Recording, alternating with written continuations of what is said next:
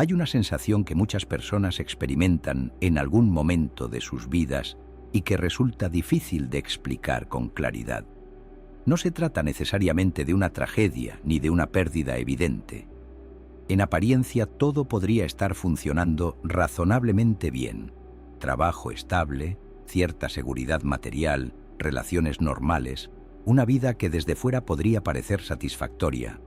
Y, sin embargo, aparece una inquietud persistente, una sensación de insatisfacción difícil de nombrar, como si algo faltara, aunque no sepamos exactamente qué. A veces se manifiesta como aburrimiento, otras como una ligera ansiedad, otras como la impresión de que la vida debería ser más plena de lo que realmente es. Este fenómeno resulta particularmente extraño si se observa el mundo moderno. Nunca antes tantas personas habían tenido acceso a comodidades, información y oportunidades. Y sin embargo, la sensación de descontento parece seguir siendo sorprendentemente común. Muchas personas intentan responder a esa inquietud buscando nuevas metas, más éxito, más reconocimiento, más seguridad. Pero a menudo descubren que incluso cuando esas metas se alcanzan, la satisfacción no dura demasiado tiempo. Entonces surge una pregunta inevitable. Si las condiciones externas mejoran, ¿por qué la felicidad sigue siendo tan difícil de alcanzar?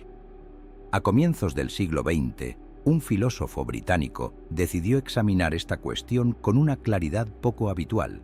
En lugar de tratar la felicidad como una abstracción moral o como un ideal lejano, quiso analizar las causas concretas de la infelicidad cotidiana.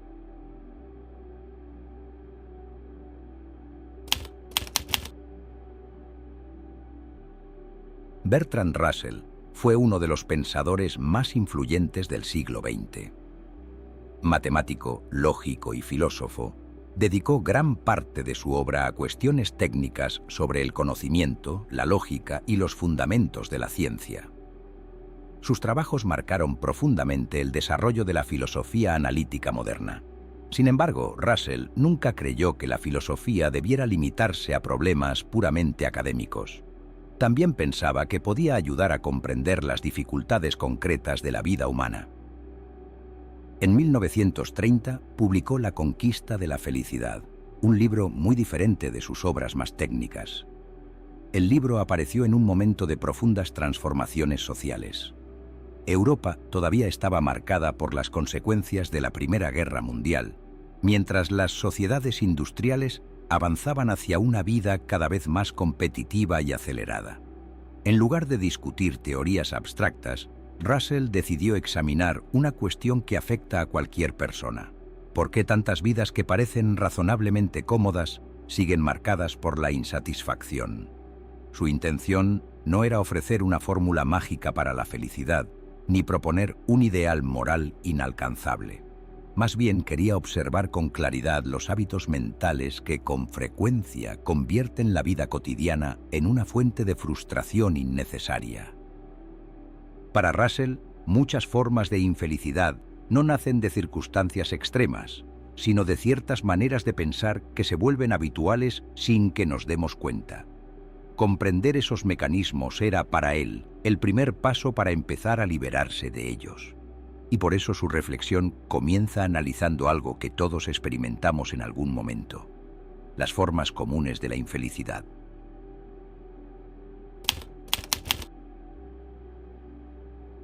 Cuando comenzó a reflexionar sobre la felicidad, su primer paso no fue describir cómo debería ser una vida ideal. Prefirió empezar por el camino contrario, examinar las causas más frecuentes de la infelicidad. Lo que descubrió fue que muchas de ellas no proceden de grandes tragedias ni de circunstancias extraordinarias. Con frecuencia surgen de hábitos mentales que se instalan en la vida cotidiana y que terminan moldeando nuestra forma de ver el mundo. Uno de esos hábitos es la comparación constante con los demás. Cuando la atención se dirige continuamente hacia lo que otros poseen o logran, la propia vida comienza a parecer insuficiente, incluso cuando, objetivamente, no lo es. La envidia, observa Russell, tiene una capacidad particular para convertir cualquier situación en motivo de frustración. Otro factor importante es la competitividad excesiva. En sociedades donde el éxito se mide constantemente en términos de posición, reconocimiento o riqueza, muchas personas organizan su vida alrededor de una carrera permanente por superar a los demás. Russell observaba que muchas personas terminan viviendo como si participaran en una competición interminable. Cada logro ofrece solo una satisfacción breve, porque inmediatamente aparece una nueva comparación que vuelve a situar la meta un poco más lejos. A esto se suma otro fenómeno más silencioso: el aburrimiento. Russell pensaba que el ser humano necesita cierto grado de estímulo y variedad para sentirse vivo. Cuando la vida se vuelve demasiado rutinaria o demasiado centrada en obligaciones mecánicas, aparece una sensación de vacío que no siempre sabemos interpretar.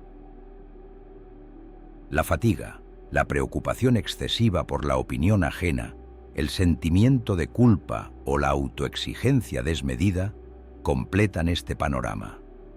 Ninguno de estos elementos por sí solo explica toda la infelicidad humana, pero juntos forman una red de actitudes que puede convertir la vida en una experiencia mucho más pesada de lo que realmente necesita ser.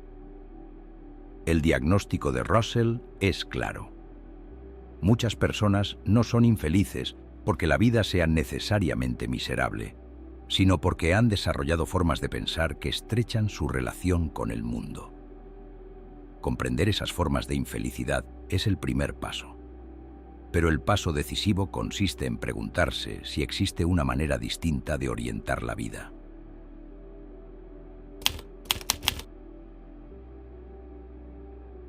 Después de examinar las distintas formas de infelicidad cotidiana, Bertrand Russell introduce una idea que recorre todo su libro.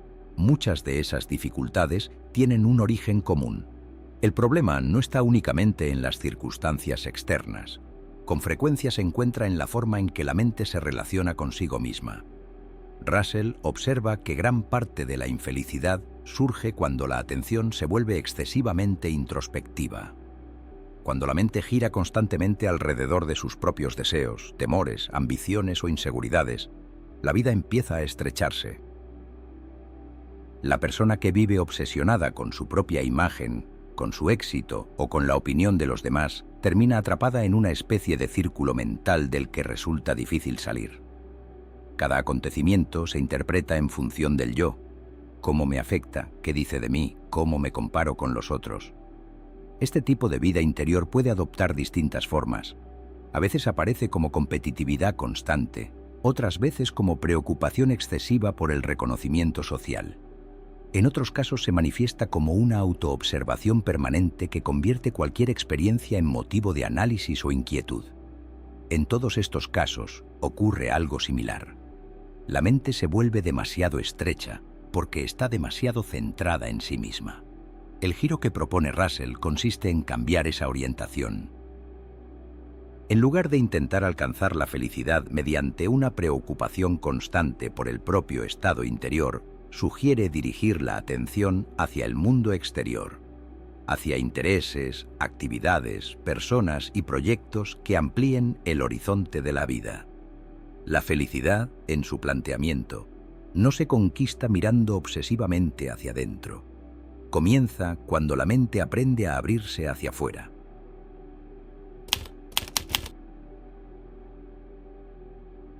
Russell observa que las personas que experimentan mayor satisfacción en la vida suelen compartir una característica común. Poseen intereses que van más allá de su propio yo. Se sienten atraídas por actividades, ideas, proyectos o relaciones que captan su atención y la dirigen hacia algo exterior. Cuando una persona se interesa genuinamente por algo, una disciplina, una actividad creativa, una causa, una comunidad, su mente deja de girar constantemente alrededor de sí misma. El foco de la experiencia cambia. La preocupación obsesiva por el propio estado interior pierde intensidad porque la atención se encuentra ocupada en algo más amplio. No propone una forma específica de vida ni una lista rígida de actividades. Lo importante no es el contenido concreto del interés, sino su capacidad para ampliar el horizonte personal. Cuantos más intereses reales tenga una persona, más oportunidades tendrá de experimentar momentos de implicación y satisfacción.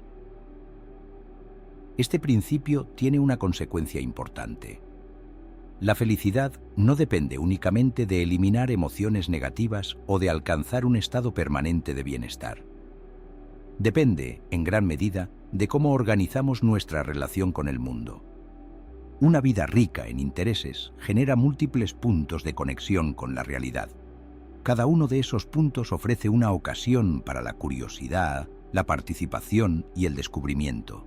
En ese contexto, la mente deja de estar atrapada en el análisis constante de sí misma. Así, la felicidad aparece menos como un objetivo directo y más como el resultado natural de una vida abierta a múltiples experiencias.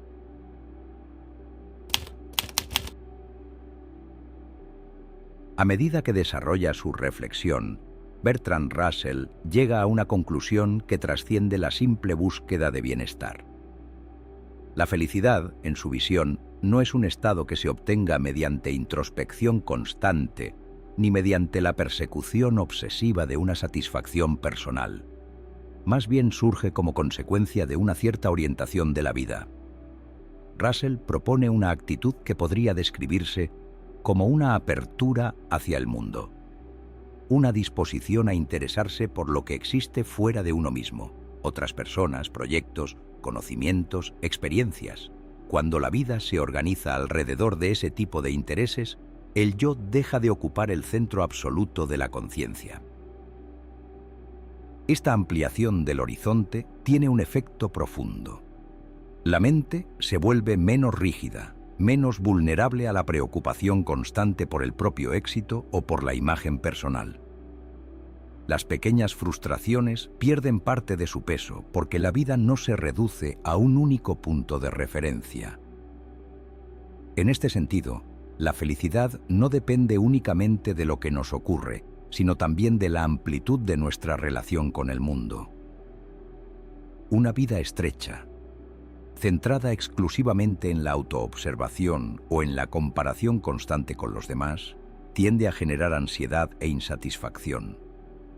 En cambio, una vida abierta a múltiples intereses permite que la experiencia se vuelva más rica y variada.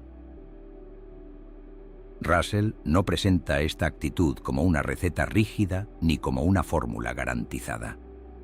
La vida siempre conserva un grado inevitable de incertidumbre, pero sí sugiere que la manera en que dirigimos nuestra atención tiene un impacto decisivo en nuestra capacidad de vivir con mayor ligereza y equilibrio. De este modo, la búsqueda de la felicidad deja de ser una tarea obsesiva. Se transforma en el resultado de una vida que ha aprendido a orientarse más allá de sí misma.